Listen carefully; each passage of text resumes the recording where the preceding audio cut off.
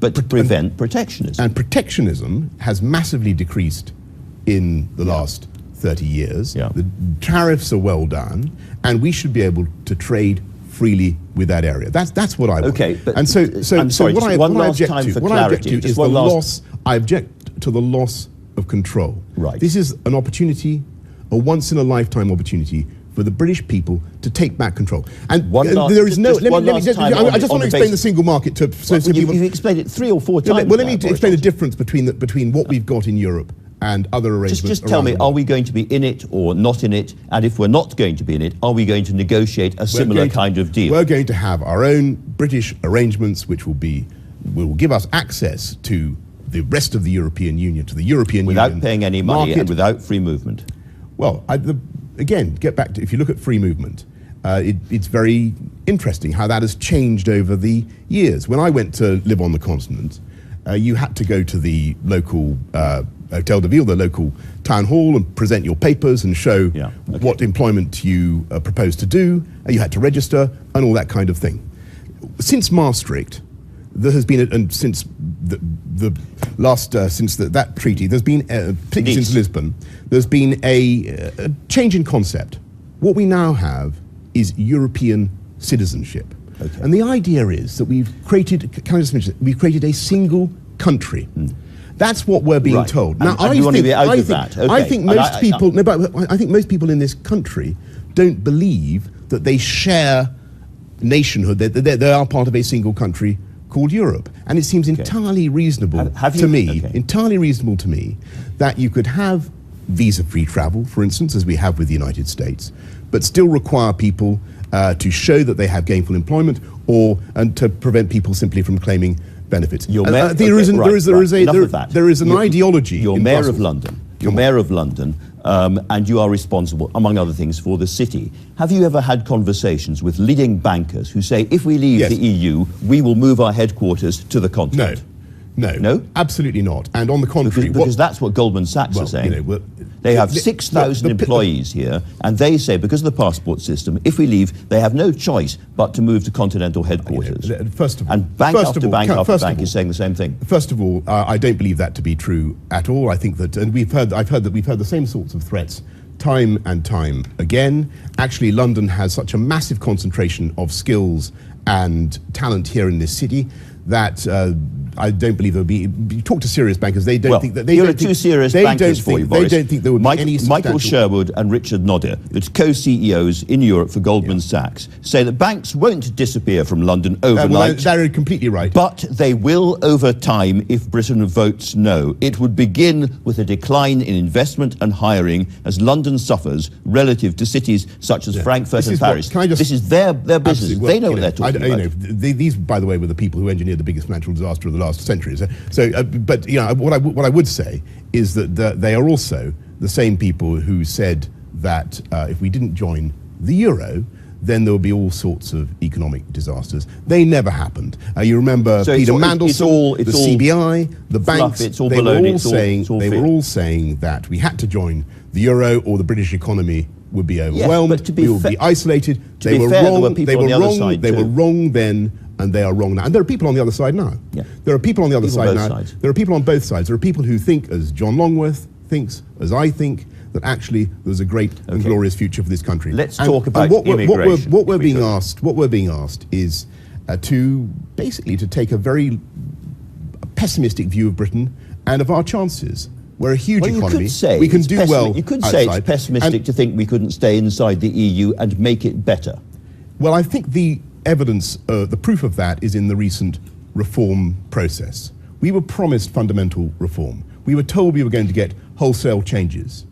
Anybody looking at the agreement that we have before us now will be in no doubt that this is not fundamental reform. They are the next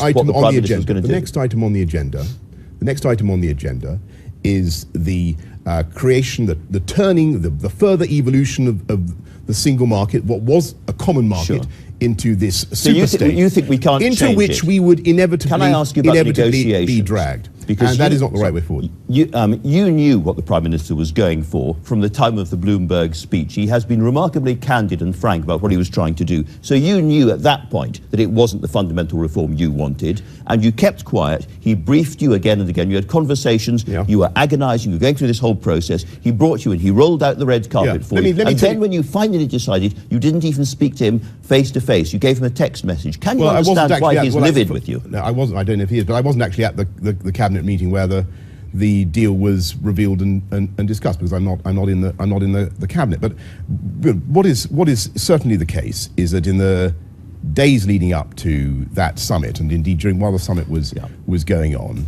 there was a huge effort going on, which I was actually involved in, to try to make sense of the so-called sovereignty clauses. And a huge intellectual effort went into creating this language by which we could somehow ensure that our courts, our Supreme Court, our House of Commons could overturn judgments of the European Court of Justice if Britain felt that they were in some way capricious, or if they were going beyond the treaty, exceeding their powers. Exactly. And so finally we had some language that seemed to have some bite and seemed to work. And I was very pleased with it. We went back to the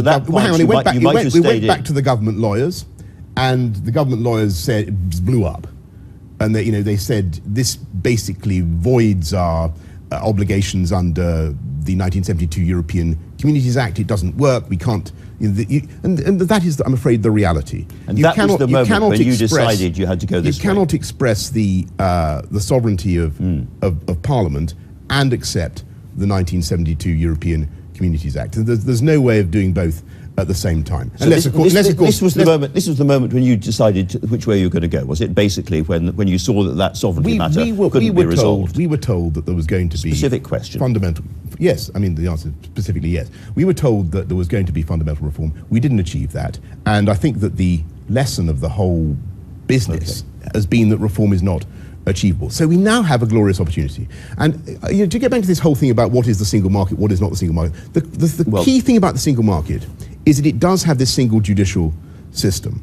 And very interestingly, if you look at all the other free trade groupings around the world, NAFTA, ASEAN, Mercosur, whatever, none of them are trying to create this single country, this single political unit. None of them have a single currency. The Prime Minister clearly thinks you are doing this out of personal ambition because you want to take him out. I think the longer we spend talking about this sort of spent hardly any time political about it. Just stuff, a brief the less time people have to focus on the real issues. I think you said that you have no political ambitions left the other day. I find that hard to believe. The greasy ball is coming out of the back of the ruck. It's bouncing towards you. Are you really saying no, greasy ball, off you go? I have to say, with the possible exception of Dan Hannan, I don't think there is anybody in British. I mean, you've read. I don't think anybody in British media or British politics who has written more or said more over the last 30 years about the democratic deficiencies of the European Union. For the last few years, I've said very clearly that if we didn't get reform, then we should be prepared to walk away. I think we now have a golden opportunity to shrug off a regulatory, legislative burden that is profoundly anti-democratic. As a result of this great crusade, as Michael Gove rightly says in his interview this morning, do you expect to be our next Prime Minister?